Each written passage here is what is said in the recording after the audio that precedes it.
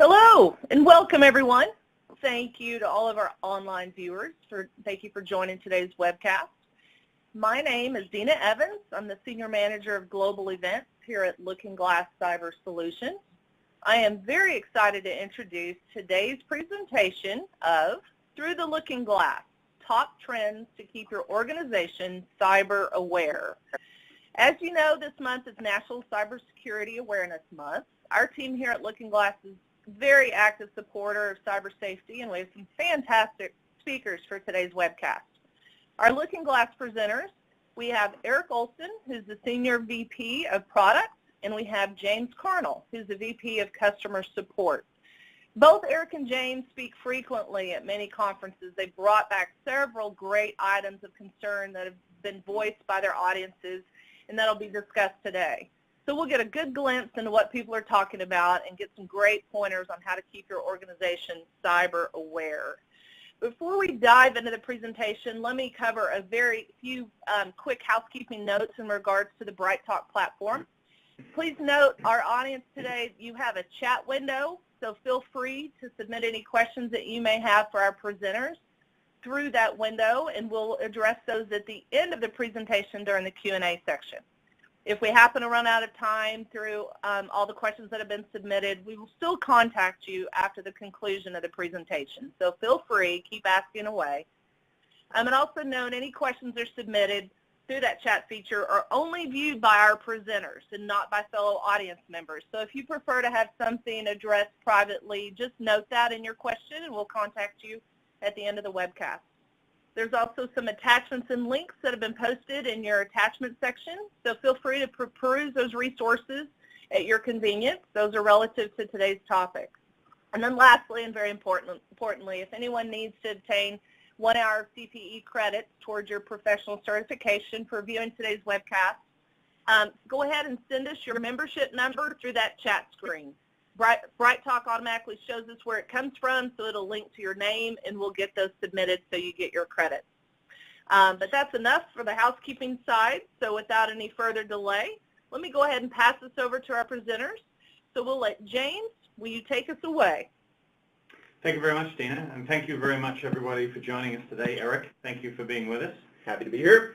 Again, this is a great month for us in our industry. It's a great opportunity for us to evangelize things that we are hearing and seeing, things we want to make you aware of. So with that, we typically like to provide some signpostage so you know what we're talking about today. We're keeping it brief but more conversational for you today. So we wanted to talk about National Cybersecurity Awareness Month overall. We want to talk a little bit about what's new and what's hot. And, you know, we sort of boiled this big list down into 10 top topics for you as well, and then we'll have some closing comments. But really, this is a result, as Dina mentioned, that Eric and I have done a lot of traveling to conferences, and hopefully we can boil that ocean down into some main things that you should be aware of and that you might want to share within your organization or be aware of as you go forward into 2019. So firstly, let's talk about Cyber Awareness Month. So essentially, this is a great program. I think in a lot of cases it's underutilized within organizations, right? It's a great opportunity for security professionals within businesses or cyber teams to, you know, provide news and use a good excuse to bring in speakers. Typically, there's a great time for you, if you haven't thought of this, to reach out to vendors that you have and have them come in. I mean, typically Eric and I have requests like that from our clients where they're saying, hey, you know, I've got a small discrete group or a large audience and my organization is sponsoring this, and I'd love you to come in and sort of talk about some of the main trends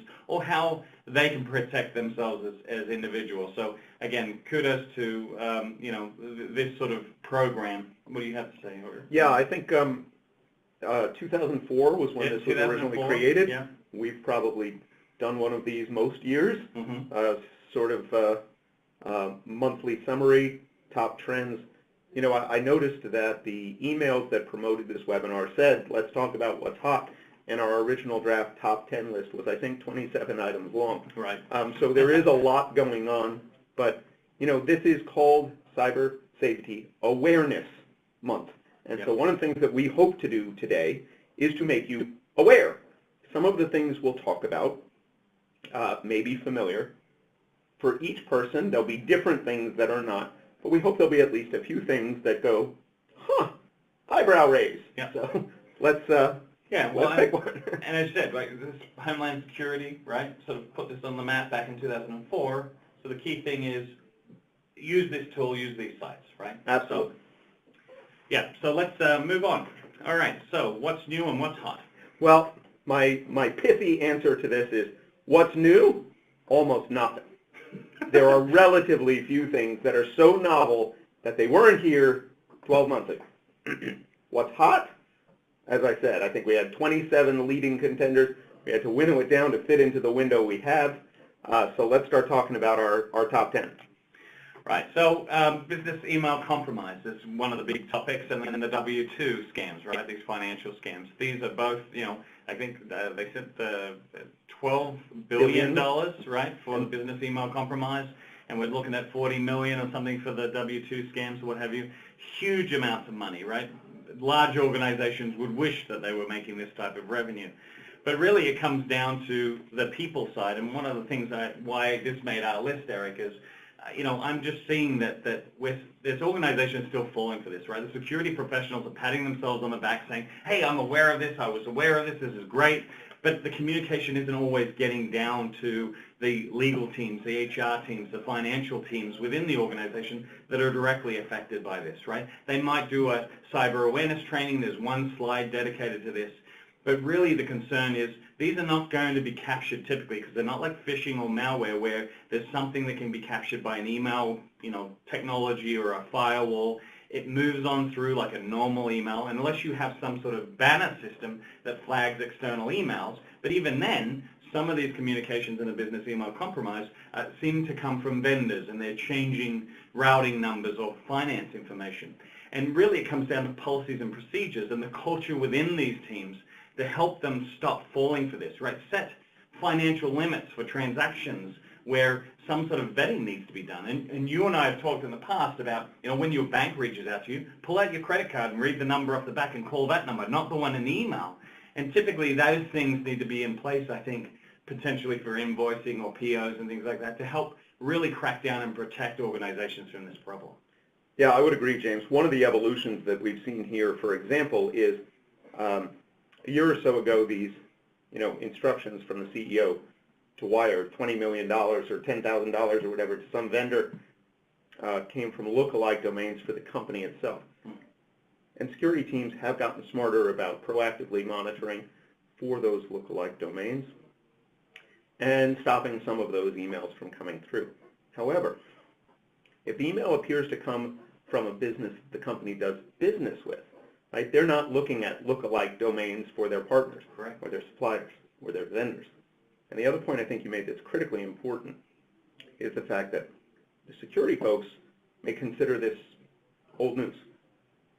But it is the payments clerk, it is the mid-level employee who is not immersed as we are every day in what's going on that is often victimized.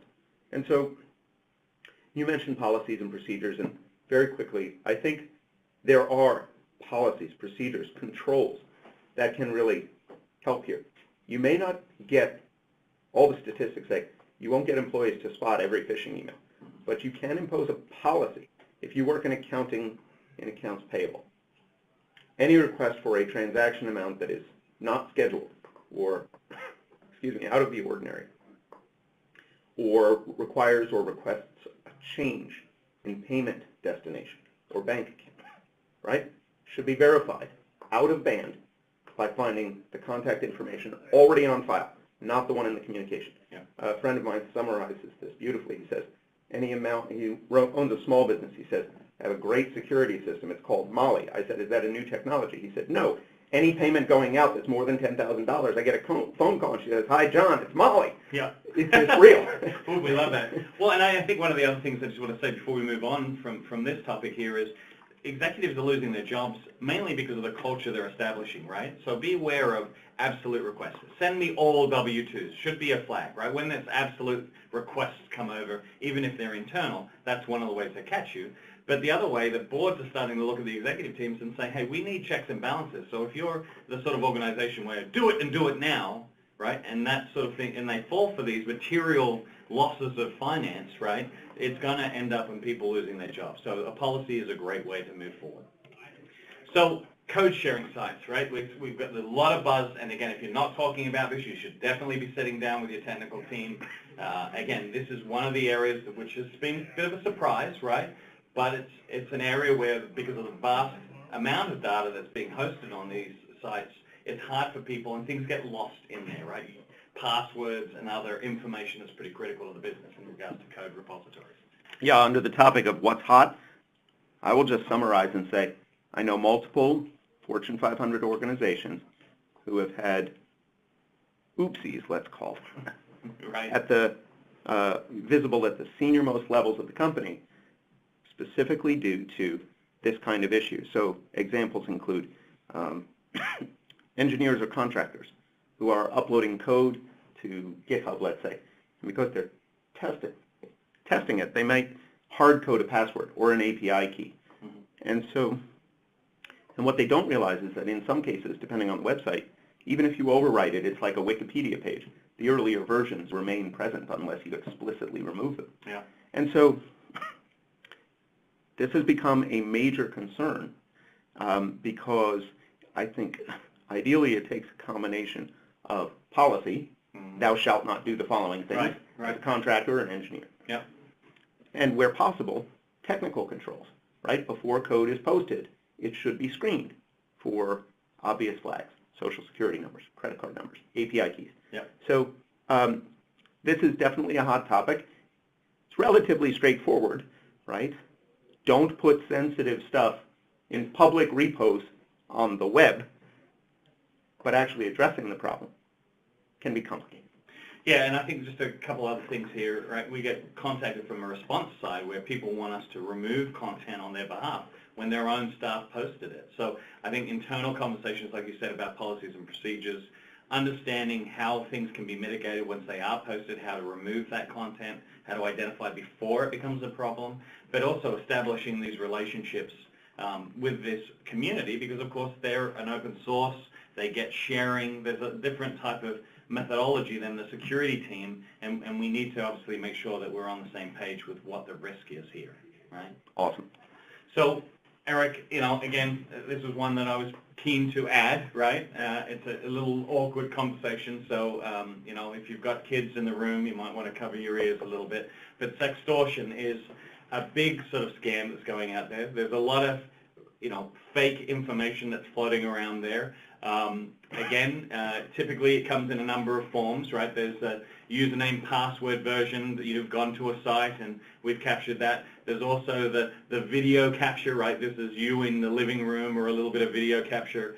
So it comes in a couple of different forms, but it is very sensitive and very embarrassing and very intimidating. And if you've got people that navigate to questionable sites or have popped into one of those, right, just like getting that FedEx phishing email around Christmas when you've got all those packages arriving, you went to It's believable. You went to this site, maybe you shouldn't, or you looked at that, and now maybe they do actually capture you, so now you're panicked. Yeah, and so for those who haven't been subjected to this, I get 3 of these a week, and that's not a reflection on my own behavior. The email on the right is actually an example of one sent to me. So the way this works in the most common form is the reason I call it the shame on you scam. So what this actually does is it uses in my case, which is why I don't worry about it, a password I haven't used in 7 years. Almost certainly it was found in the LinkedIn breach package, which has been floating around freely available, at least in chunks, for many years. And so they just email, 1 million people and say, I know you were on that naughty website, and you can believe that I know all your secrets because isn't this your password for something? Right. By the way, the English is terrible, and I wouldn't take it seriously. Anyway, but if I send it to 1 million people, 1,000 take it seriously, and 10 of them send me $2,000 by Bitcoin, right. It's been a good day, right? Yep. And I have actually had both internally, asking for a friend, right? Folks come to us and say, yeah. So we've gotten a few calls about this kind of thing. It is absolutely rampant. But just to give you some sense of scale, for those who don't know, LookingGlass, in scouring the dark web and various markets and forums, we regularly see compromised account credentials, including passwords. Over the last several years, we've accumulated billions with a B of these types of things freely available on the dark web and various underground markets. And so for someone to have picked up 1 million of them and spammed those addresses, seeing if they can wring a few bucks out of a few suckers, this is essentially nothing to worry about, but because there's just enough information to make it credible, there will be a small percentage that will be victimized. No, I think that's a great point, Eric. And so, you know, AOL, Yahoo, any of these breaches, people haven't done anything wrong here, right? These services have released this information. It's been collected and aggregated, and then it's used in these scams where they just pollute it out to everybody to try and capture somebody. So, again, you know, there is sensitivity around it. People, you have to make a safe environment with HR and IT for people to come to you with these types of concerns. But ultimately, it's something that you should know about, that's happening. You should educate people because, again, you can save a lot of embarrassment by at least letting people know this scam is out there. Absolutely. But if they say, oh, I have this picture of you I took with your webcam, but of course it's not there. It's not attached. Right. They just say, but you should believe me because I have this password. There are literally billions of stolen passwords floating around. Well, and low tech, right? Not just a sticky note anymore. They've got these little covers for your cameras on your computers. If you're running a security team, you know, get them branded and give them out to everybody that gets a new laptop. It's a nice little touch, and it helps your branding as well. Internal marketing. Yep. All right, so password always makes the list, right? Because it has to, right? I mean, this is one of the biggest things. If we had one slide to present, it's probably this one every single time. But one of the things that, again, as we go out there and we go to these conferences and we have these technical discussions, one of the things that brought this to top of mind for me is the single sign-on concept, or the password manager, right? We still have a lot of organizations out there struggling, right? They want passwords to go away, but there are too many of them. There's too many private and sites that people have to access for business that require it, so we get it. But there's a lot of organizations that are like, well, we're trying to get or migrate teams to single sign-on, and I'd remind them, you know, you still have executives or key people in your business that are managing, you know, 20, 30 more passwords, and you're expecting them to do it and uphold the policy standards that you have.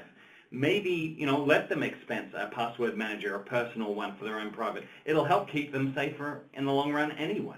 Yeah, and, you know, one of the things that is, I would say, just beginning to become the hot topic, people have talked about the end of passwords for a while, and you know, the thumbprint thing on my phone was this miraculous change. And of course, anytime I'm sweating or it's raining or the light is bad, it doesn't work. Right. And I'm back to a passcode. Yeah. But we're actually starting to see real technology in this space. A friend of mine was telling me about an interesting example. 3-factor authentication, none of them involving a password. Mobile app tied to your phone, that's one, your phone.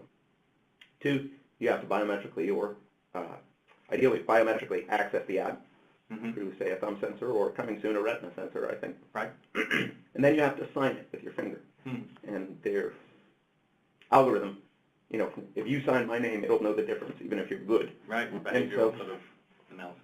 So the idea is, I'm actually starting to see glimmers of the real end of passwords, right? The real solution is not to manage passwords. It's to be done with them. Right. And I'm excited that maybe next year, we will actually be talking about authentication, all the new ways you authenticate that don't involve 1, 2, 3, 4, 5, 6. Yeah. No, and look, we dream of it, but again, if your organization isn't subscribed to some sort of single sign-on, if you have a lot of passwords as an individual, I encourage you to look at one of these managers to manage it, because again, you're still limited, right? Only certain sites can help you manage that, right? You've got 15 social media accounts and what have you. So again, the key thing is not to wait, to act now, be proactive, right? And then when the better technology comes along, to use it. I mean, if you've got 2-factor authentication, make sure you sign up for that if that site provides that as a capability, right? Yes, if it's an option, take it every time.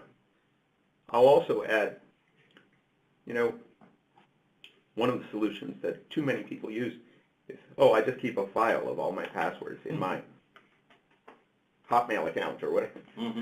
Terrible idea. Yes, exactly right. Right? All that does is concentrate your risk, and all of those providers have been popped at some point. Right.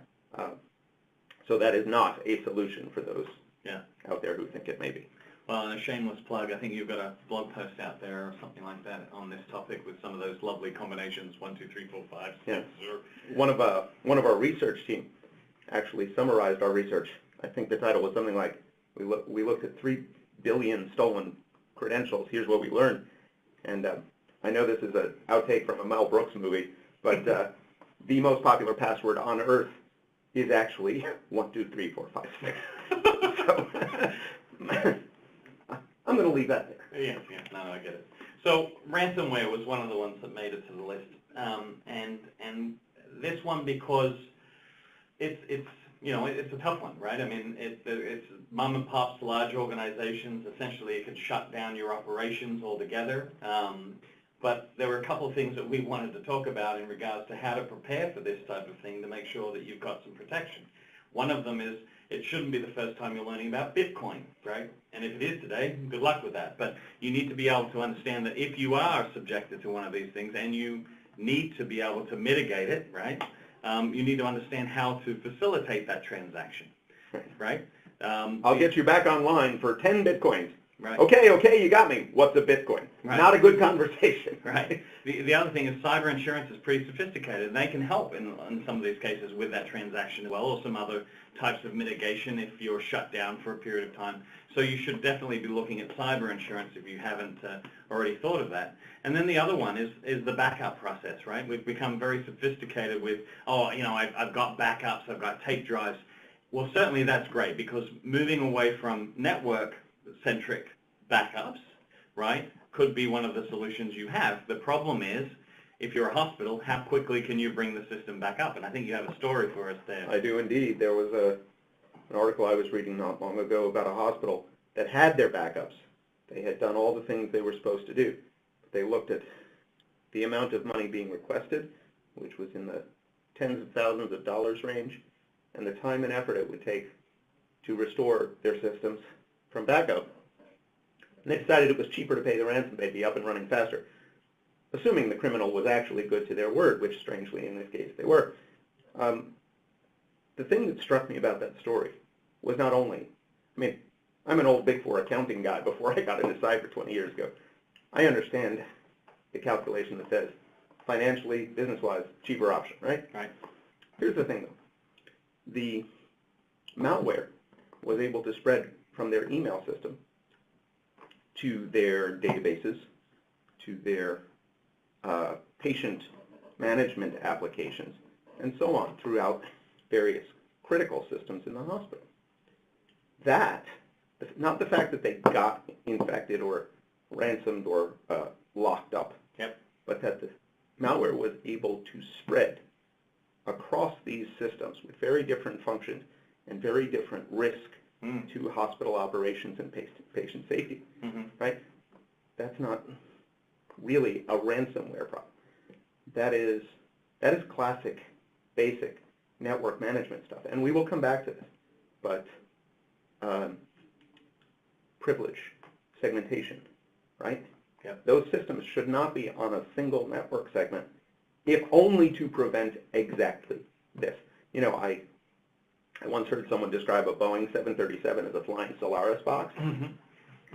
One of our researchers, doesn't work here anymore, but he said once upon a time, he got on the Wi-Fi when they first had them on a plane. Yeah. And he said, you know what I found out? I said, what's that? He said, the movies and the controls for the network that kind of runs the plane, same network. Awesome. Same idea. Network right? segmentation, right? Absolutely. Yeah. There are things that should have been done that would not have prevented the infection, but would have significantly limited the impact on the hospital. So again, I just want to the roll-up point here is what Eric and I are saying is that we know ransomware is out there, and we know it's hard to protect individuals from falling for it or whatever. But the key thing is the business thinking end of it is what we want to touch on, because that's where some of the failures are. how do you interact with the ransom individual? Who do you call? What do you do? And what systems are going to be affected by something getting infected on your network?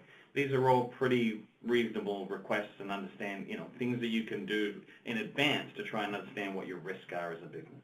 Absolutely. And so circling back to what's hot, this topic is not new to 2018, but there's It's a lot of money. Make a lot of money doing this. And there's a lot of conversations. Yeah.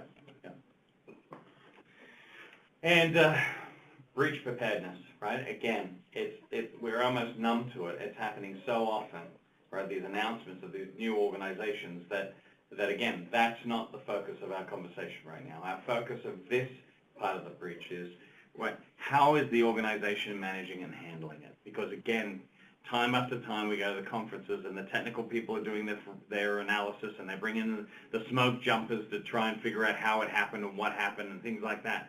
But it's typically the management and the board, the executive team, that these operational teams are having a real challenge managing expectations. And part of that is they're not seasoned. They haven't gone through red team or tabletop exercises. They're sitting there, and I think one of the analogies I recently had at the conference, which I heard, which was fantastic, is, the firefighters are in there putting out the fire, right, while somebody's poking them in the back saying, was it arson, was it arson, was it arson? And their attitude is, hey, I haven't even put out the fire yet. I can't even begin to answer those questions, right? And then you have the other extreme where, okay, so the fire's just out, it's still smoldering, and it's like, I need reports every 2 hours on the progress, right? Various, taking control. But what it does is it means that your team is so focused on those reports that they're not actually doing the investigation. So to season management, to prepare the board, there has to be some process that you go through to set expectations so they don't waste your time and that energy in that crucial moments to actually tell them what they want to know. And it's not going to happen the day two. So that leads to the question of why in the world there is a roll of toilet paper on this slide. What I call the toilet paper principle. My first day of graduate school, 20-something years ago now, my operations professor walked in, and by way of introducing himself to the new cohort, he put a roll of toilet paper down on the table, and he said, how much is this product worth? 50 cents, $1, shouts the audience. And he picked it up and he said, not when you need it most. Yes, after that spicy lamb vindaloo, it becomes very expensive. The takeaway here is the time to figure out what you need and what you're going to do is not when it happens.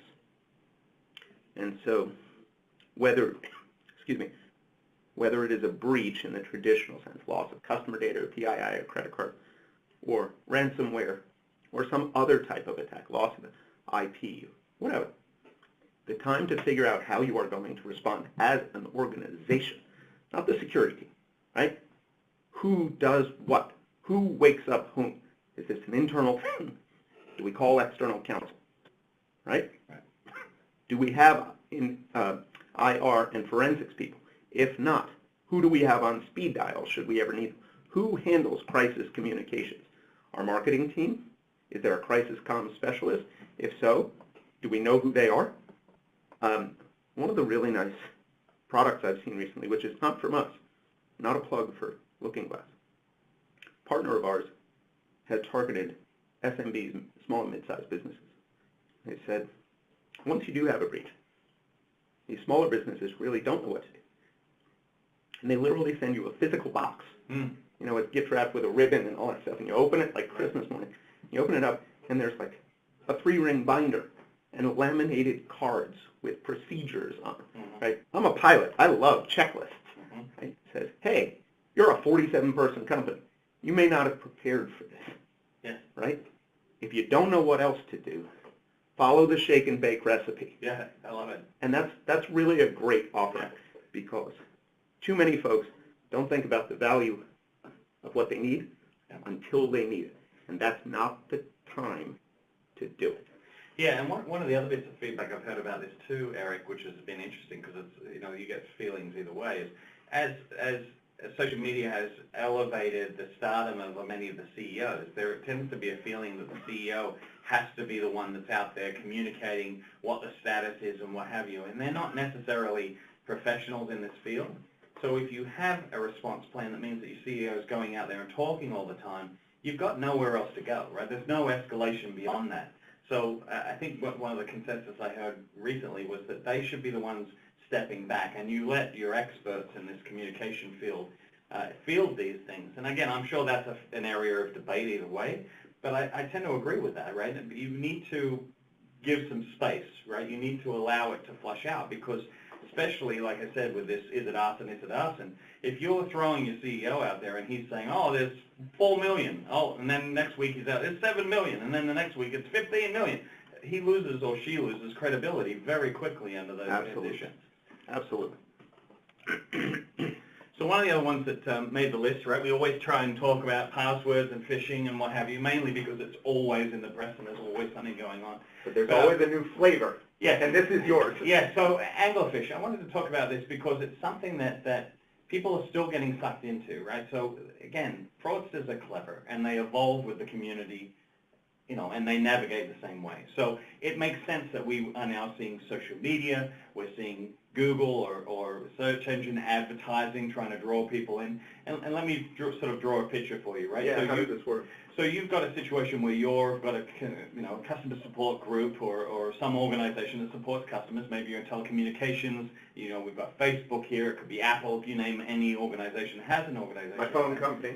And you say, oh, geez, I need to get a hold of somebody to fix this problem. And instead of knowing what that number is, right, going to the back of the card, what you're doing is you essentially do a search engine search for the phone number, or what's the phone number for such and such organization support.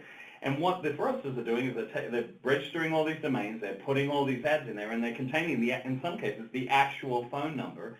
So their results go up to the top and force you through a transaction, either through social media, back through these websites, or through essentially the Google search or whatever search you run, and essentially suck you in. And that's the fraud, right? Getting you to go to their site and not necessarily the site of the organization. Because when you're using phones and using Siri or Alexa or what have you, it's just looking for the top results, and those are the top results, and it drives you there. And we're seeing more and more of this in regards to all the organizations that are out there that have some customer support. So it's a huge problem right now. So they make a fake 800 number, they make a fake website, right? On a phone screen, I only see the first 3 results or whatever. Yeah, I go, Apple customer support, click, and give me your phone number, give us a credit card, give us whatever you've got, and you're handing it over thinking you're talking to a representative, right? And you've given the phone away, right? It's very clever. And so, you know, you'll see these numbers, you know, propagated on multiple sites to give them more credibility. And page 2, you'll see the organic page for the actual company you're trying to contact. So it's crazy how it's working. James, you said something during our pregame chat here today that really shocked me. Just among those who don't know, James, among his many duties, oversees the team that does our response, removal, and takedown services. And you were telling me that just our own team, for our set of customers who have large customer service center type operations, just our customer base is seeing staggering numbers. Yeah, there's literally thousands of these a month that are out Thousands there. a month. Yeah, because again, they're so effective at creating these fake social media sites that have to be removed, these sponsored sites they're creating with domains, with these phone numbers on it. It is quite a problem. Jeez. If only I didn't have a moral compass. It seems like an easy way to make a living. It certainly does. It's a nice honey trap. All right, so Internet of Things. Buzzword bingo, I win. Okay, you got me.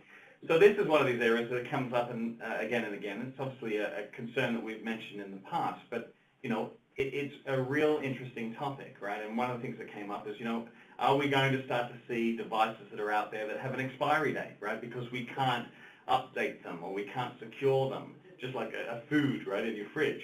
You know, these devices need to be rolled out with the capacity to be able to be updated and patched, or they're a real risk. And some of these devices are very small parts of much larger pieces of equipment in the medical field and others that don't have that flexibility and capability to big be machine, small part. Exactly, but big risk, right? So these sort of things, are they going to be interchangeable? Is that part going to be switched out. And I'm so irritated to keep hearing that, well, will the customers pay the $4 extra for this security capability? Well, you know, again, as an individual, if you're buying the new widget that's out there that's really cool, I don't expect the 13-year-old child or the 48-year-old individual to think security when they're buying this. So, you know, again, not being somebody who pushes regulation out there, but this certainly is one area where it might be necessary, because if we can't trust these manufacturers to look after this and be proactive, we could be at a lot of risk. One of my good friends for many years ran an incident response company. And one of the things he saw over and over again was companies that would develop innovative widgets, medical, consumer, or otherwise. And it was prototype it, customer feedback, iterate, lean startup, agile, go, go, go, go, go, go, go. And he would say, you thought about security? And they go, yeah, we should put that on the roadmap somewhere. And it never gets done, right? Because the pressure to keep features moving, keep development moving, keep up with competitors. And so he consulted with one company that had gone from the proverbial 5 people in a garage to a multi-billion-dollar publicly traded company, and had never gone back and considered security. And to your point, James, I think, especially when it's important, by which I would mean like Medical device. The example on the screen, right? Yep. What do you mean you didn't think about security when you made my insulin pump Right. or my pacemaker? Like, that's crazy talk. Right. Okay, my thermostat might be spying on me. Right. Not great. Yes. Not going to kill me. This is a serious issue, and the screenshot on the left we chose because people have been asking this question for a very long time. And the further we get down the road with operating systems and chips and applications that become common in these coffee pots and toasters or whatever. And cars, right? It's critical systems. The longer we go without addressing this, the more the horse is out of the barn. Yes. And there are many people who believe when it comes to IoT devices, unless, to your point, James, we essentially wipe the slate clean and begin moving out a whole generation of replacements that basically the ship has sailed. Yeah. Well, and I think, again, it's appropriate for an organization, if they want to save that $4, to say, hey, this is going to go out of production in a year, whereas this other product will have a longer shelf life, maybe. But again, some of the risks out there, Erica, you know, things like, of course, you know, if I turn up your thermostat in the middle of winter while I know you're at a conference, I can basically have your house pipes explode and wipe out your whole home, right? Thanks for that, James. Yeah. So I had a pipe burst this winter while I was away, so now I am looking suspiciously at my colleague. All right, moving on. Third party. Yeah. All right. To say this is a hot topic would be an understatement. Right. There are some remarkable reports out there that indicate in the last year or so, the majority of breaches began either at a third party or with the access the third party had to the actual company's system. Mm-hmm. And it is very often the name brand company. I know of one case, for example, it was like an application that their users used on the company's website. It was not actually built by the company at all. Mm-hmm. But because they are the household name, they took all the heat for the breach, even though their systems were never actually penetrated. Correct. So, bit of, snarky cybersecurity humor. The dashboard on the right, we're actually very active in this space. We have a system that does continuous real-time monitoring of vendor suppliers, investments, any portfolio of companies or networks of interest. And the product manager, I said, can you get me a screenshot for my webinar? And he said, sure. And he sent it to me, and I said, I've never heard of that company. Who is it? And he said, that's the plumbing contractor that led to the Target breach. So, you know, a bit of tongue-in-cheek humor. But the point is, with New York State regulations around financial services and so on, it is increasingly not just good practice, but required to monitor the cybersecurity posture and health of critical partners and suppliers. And so the triangle on the left is meant to say, when people say, what are the biggest challenges in managing third-party risk? What I hear over and over again are, one, first I got to get a handle on who my third parties are, right? Partners, suppliers, vendors, who reaches into my world. Yep. Second, tiering them. I'm not going to send the same clipboard to the guy who sends me the coffee cup. Prioritizing them, right. Yeah. And the guy who has core access to my database. Right. Figuring out how to tier them based on their access, sensitivity of the data, criticality, and so on.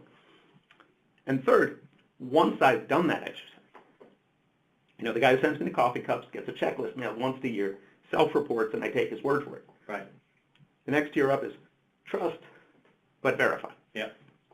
And then there are folks, I'm watching you 24 hours a day, whether you like it or not. Yeah.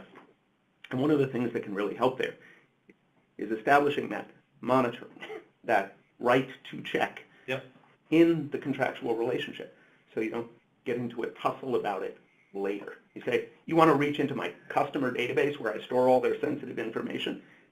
I have the right to give you a very thorough medical exam anytime I like. Yeah, and I think, look, this is an ecosystem discussion, right? This is a partnership. These are your critical vendors. You have selected them for some reason. They provide value to you. They make your transactions easier, or they're storing critical data for you, what have you. And this is one of the areas where it tends to be, sold, I think, sometimes or presented as a gotcha, when really it is, let's work together on this to provide. I know and you've mentioned in the past, there's lots of good-willed large organizations that have a critical vendor, great technology, maybe 50 people in that organization, don't have the IT security budget, but when they implement third-party monitoring, right, in a real sense, they're actually providing a service to their vendor that is symbiotic, right? They're protecting each other in a sense and keeping everything going. Yes, some of our most forward-thinking large enterprise customers will actually send people to assist small but critical vendors in securing their networks or updating their posture. And it's not a gotcha.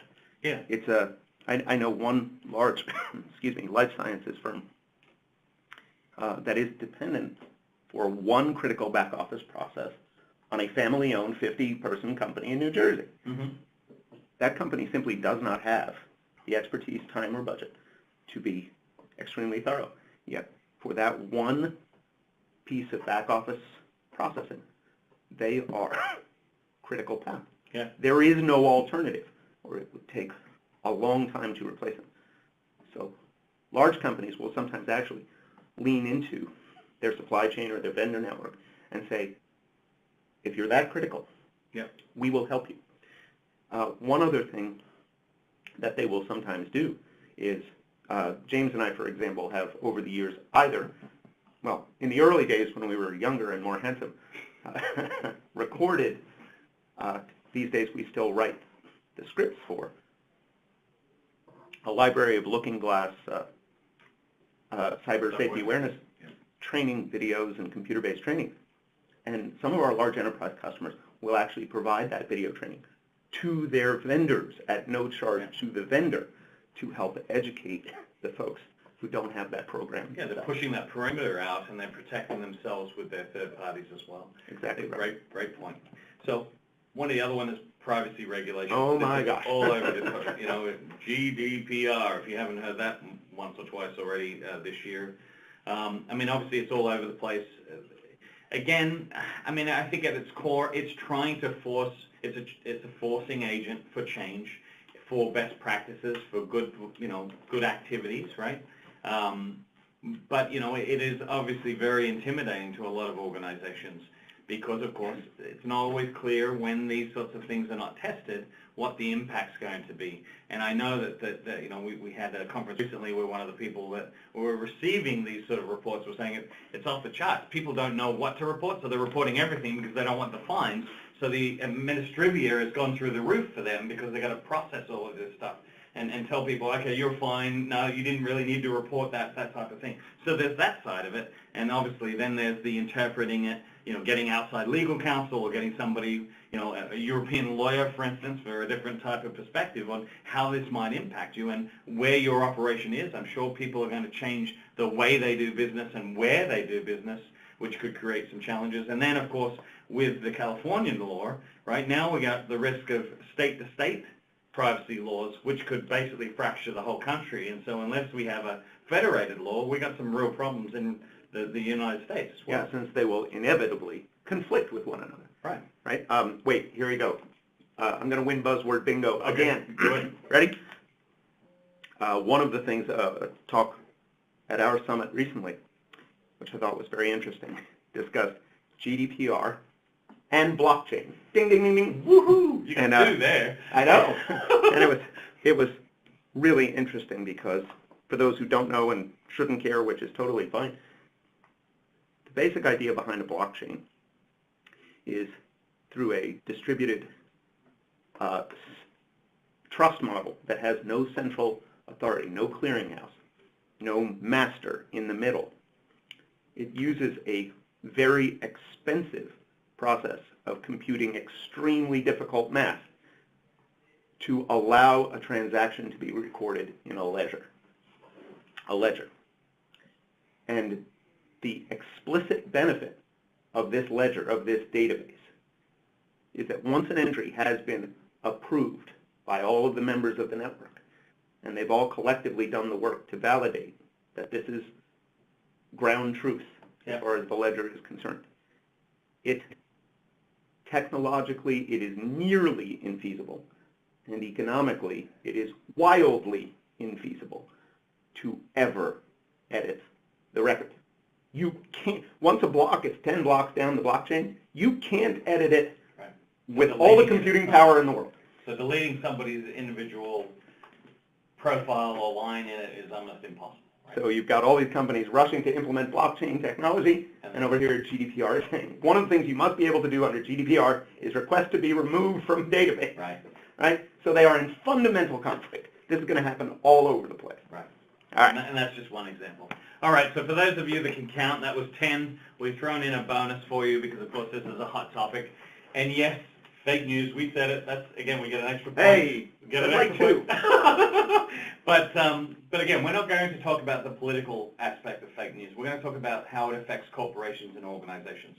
These tactics are learned, they're shared, and then they're redeployed for the purposes of gain, whether that's financial, for literally hedging something, releasing, hey, there's bugs in the food and therefore the stock price goes down, or literally major campaigns to essentially take down a CEO or the organization itself. That's right. Information operations, propaganda wars, and the like are nothing new. But what we're seeing of late is that the kind of tactics that nation states have employed for decades, maybe centuries, are now being turned to the commercial realm because they can be done affordably by smaller actors.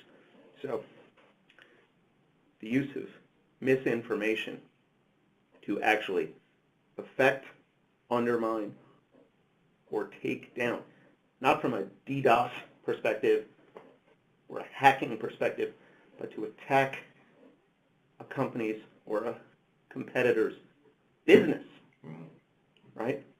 We are just seeing the tip of the iceberg. And I bet you next year we will have a lot more to say about this one. We have some examples we have seen, but because they are sort of live investigations, we don't talk about them. Right. But yeah, I think, again, this is where that brand protection program or monitoring for your brand, understanding what people are saying about you, is critically important, because if somebody posts something or there's a video out there or there's a claim made, a domain registered, you want to know what they're saying about you, because it could be the beginnings of one of these campaigns. And some of them are massive, Yeah. massive Yeah. efforts, from domains to email campaigns to websites to viral social media, etc. Yeah. All right. So. Yeah. What's new? What's hot? We marketed this under sort of that headline. We'd like to close with just a minute or two. Here's what's cold. Here's what's old. Here's what's not new. But we all need to pay attention anyway. So I'll tee up the conversation with these two quotes. I was speaking to a friend who's a senior official in law enforcement. And I loved how he put this. He said, organizations are worried about ninjas. And they're getting punked by script kiddies. Right. And the other is a very experienced CTO who said, you know, what we call cybersecurity now, a lot of it is just good best practices for running a network. Yeah. Least privilege, segmentation, increasingly zero trust, right? There are principles, basic network security, network management, segmentation, that are not new. 10 years, 20 years, some cases 30 years ago, these were best practices. And organizations see hospital example that we discussed earlier, still not following them. This is not the latest whiz-bang expensive technology. So under closing thoughts, we just wanted to say, don't forget the basics. Don't get starry-eyed over the latest, greatest, coolest thing. I heard a Fortune 50 CTO at a conference who said, I love all this whiz-bang stuff you cyber guys are doing. You know what's my experience in the real world in 30 years of doing this?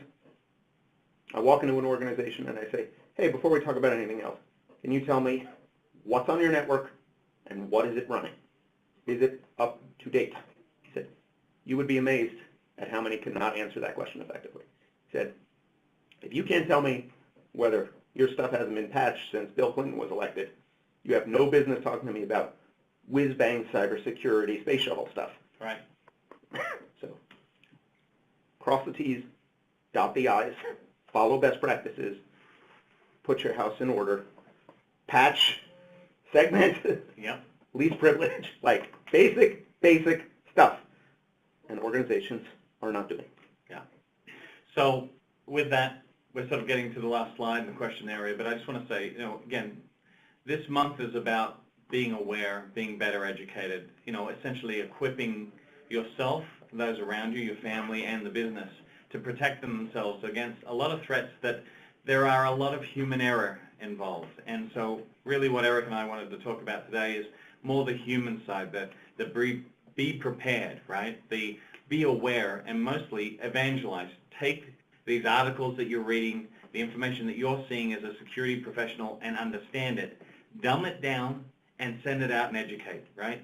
Your role is to be visible in the organization as a thought leader in regards to protecting the organization if you're in security. And one of the things I do at a lot of conferences is I start by saying, put your hand up if you're in security, or if you're responsible for security. And I'll get the odd hand up, or if it's a security conference, you'll see a lot more. And I say everybody's hand should be up, right? We're all responsible for this. It's all our responsibility to protect our families, ourselves, and be aware of what we're doing out there. So we hope the content today that Eric and I provided helped sort of hone some thoughts. Maybe there's something of a nugget in there for you. Again, we're here, as Dina said, if you'd like to send us your email, or if you have any questions you don't want to share with the group, happy to talk to you offline. But Eric, do we have some questions there? Dina? Dina? Yeah, there's a couple gentlemen that have come through. I think we've got a few minutes left. Let's see if we can hone in on this. The first one says, how effective are employer-sponsored fake phishing attacks? That's a good one. So I guess it depends on how that's that question. If the question is how effective is a program to test it, they're very effective because of course they know the Achilles heels in the organizations. They know the tools, and they typically focus on things that the organization would only know about you, so they tend to be very effective. If the question is how effective is a program once you do that, well, if you're collecting the correct statistics, typically you can see numbers go from somewhere around the 50s to the 40s, 30% maybe when you start the program, get down in the 10 to 15% range. Now, people who fall for it, right? Yeah. But of course, it has to be coupled with an education program and follow-ups, right? Once somebody actually falls for one of these, there does need to be some follow-up and education. It doesn't have to be all sticks, right? There can be carrots in this as well in regards to rewards for people that do perform well. And certainly, if you're reporting it through the right channels, there can be credit and recognition there. I do know of one customer that actually implements a test phishing campaign against their employees in groups. Very effective. If you click on the link you shouldn't, what they do is they immediately, right then and there, send you to, the 4-minute refresher video or whatever, and they literally won't give you your computer back until you watch the reminder. Well, and of course there are a couple of organizations that are very sophisticated about this, and some of the great things that come out of this that you don't necessarily know right away that come up in management is when you have people that consistently fall for phish, pulling that group together and saying, why do you keep falling for this? And taking that one-on-one time to understand can help you with your architecture, right? Banners for external email, for instance, routing email to, if it's external, to a different box that can't be viewed on a phone. Where one of the biggest complaints is, I can't see where this is from on my phone, whereas in my regular email, it's clearer to me. So don't feed that content to their phone, right? So there's little nuggets that come out of these types of things like that, which are brilliant. The 80-20 analysis, right? It's the 5% of people who are the gullible ones that cause the majority of the problem. But you have to manage them too. So again, that was a good question. Thank you. Dina? That was. Here's another one that's come in. Let's see. This one's probably a little sensitive, but I think it brings a good point out to the open. How can employers be more open to employees coming forward when it comes to sensitive issues such as sextortion? Great question. James touched on this earlier. Whether it is that issue or I think I sent something out over email I shouldn't have, or I think I did something I shouldn't have, or conversely, I got this email that appears to be from the CEO, right, and I'm 7 levels down in accounting.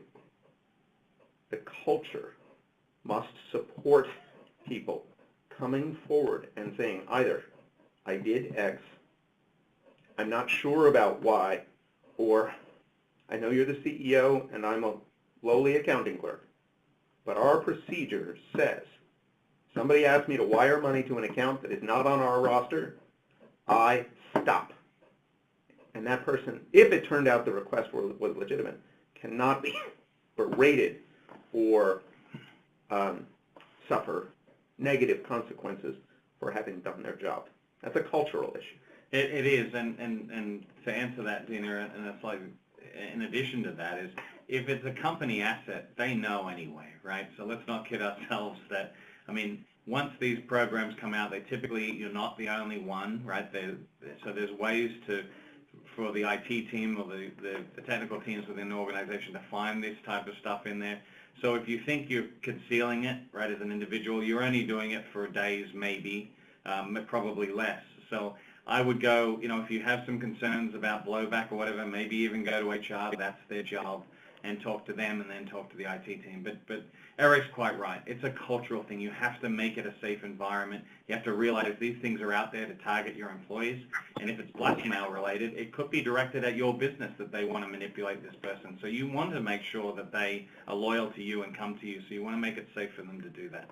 One of the customers I worked with for many years had laptop stickers and mouse pads that had all the contact information for the threat security team. Literally on every employee's desk. If you see something, say something. Yeah. You're suspicious, you're not sure, call this number, email this address, Slack or HipChat or whatever, this name. Yeah. They were very aggressive about encouraging people to say, don't try and keep it quiet. Come to us. Yeah. And that is a cultural issue. And the other thing to keep in mind, most of it is fake. So it scares you, but most technical people would know this is rubbish, right? Even the photos that they try and fuzz out a little bit where you're like, whoa, you know, most of that's rubbish, it's fake. So. Very good points. I think that goes back to this last slide. Don't forget the basics. And better to be safe than sorry. But I think we're about out of time. We've gone through the question phase. So right at this point, let's go ahead and wrap things up. So I definitely want to thank you, gentlemen, for today's presentation. Very good pointers, great things to think about and to take back to your organizations. And thank you to everyone who attended today's live webcast from LookingGlass. There's a link to the recording will be sent out to everyone at the conclusion, and so you can have that if you happen to join us late or if you'd like to share it with your colleagues. So you can have that full one at your fingertips. And also there's some contact information here on the last slide if you'd like to reach out to us. But as always, and again, this is a great month to remind everybody, always practice safe cyber. And thanks to everybody for joining. And James and Eric, as always, thank you, gentlemen, very much.